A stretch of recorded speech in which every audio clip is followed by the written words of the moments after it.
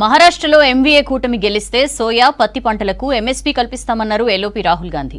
మహాయుతి సర్కార్ రైతు సంక్షేమాన్ని విస్మరించిందన్నారు. బీజేపీ ఆర్ఎస్ఎస్ ప్రజల్లో విద్వేషాలు పెంచడంలో బిజీగా ఉన్నాయన్నారు. కాంగ్రెస్ పాలిత రాష్ట్రాలపై ఎన్డీఏ నేతలు తప్పుడు ప్రచారం చేస్తున్నారన్నారు. జార్ఖండ్ వలసపై మాట్లాడే బీజేపీ జల్ జంగిల్ జమీన్ గురించి ఎందుకు మాట్లాడటం లేదన్నారు కాంగ్రెస్ నేతలు.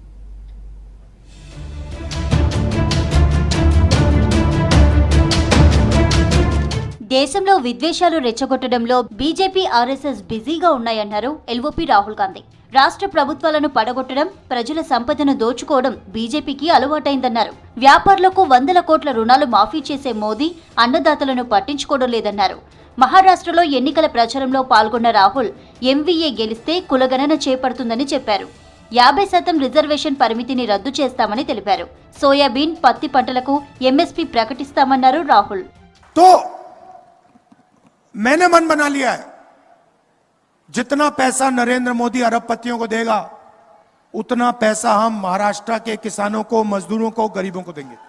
कपास या सोयाबीन, मैं जानता हूं आपके साथ क्या होता है, आपको सही दाम नहीं मिलता है. हमारी पूरी कोशिश होगी कि चाहे वो धान के किसान हो, सोयाबीन के किसान हो, कपास के किसान हो, आपको मार्केट में सही रेट मिले. కాంగ్రెస్ పాలిత రాష్ట్రాల్లోని సంక్షేమ పథకాలపై బీజేపీ తప్పుడు ప్రచారం చేస్తుందన్నారు కాంగ్రెస్ నేత పవన్ ఖేరా. ఆ రాష్ట్రాల్లో అమలవుతున్న స్కీమ్లు పరిశీలించేందుకు బీజేపీ నేతలు ఎప్పుడైనా వెళ్లొచ్చన్నారు. ఎన్నికల టైంలో అబద్దాలు చెప్పడం మోదీ గ్యాంగ్ కు అలవాటైందన్నారు. ఎన్డీఏ పాలనలో దేశ ఆర్థిక వ్యవస్థ పతనమవుతోందన్నారు Pawan Khera. We challenge the BJP. You nominate any leader from Maharashtra or anywhere else in the country, and let that leader or those leaders visit Telangana, Karnataka and Himachal Pradesh.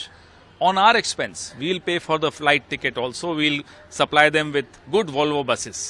Let them go around every district of these 3 states and then find out how these schemes are being implemented. Otherwise, they should stop lying.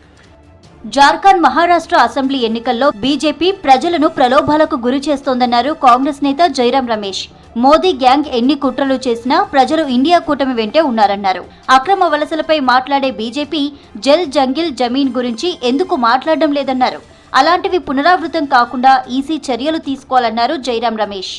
एकमात्र agenda है इन लोगों का, एकमात्र agenda है मोदी जी का, अमित शाह जी का, योगी आदित्यनाथ का, असम के मुख्यमंत्री का सामाजिक ध्रुवीकरण, भयंकर तरीके से ध्रुवीकरण.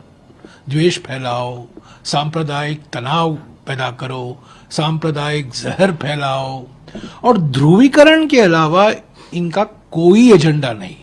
ప్రధాని మోదీ, యూపీ సీఎం యోగి మాటలు ప్రజల్లో చిచ్చు పెట్టేలా ఉన్నాయన్నారు గెహ్లాట్.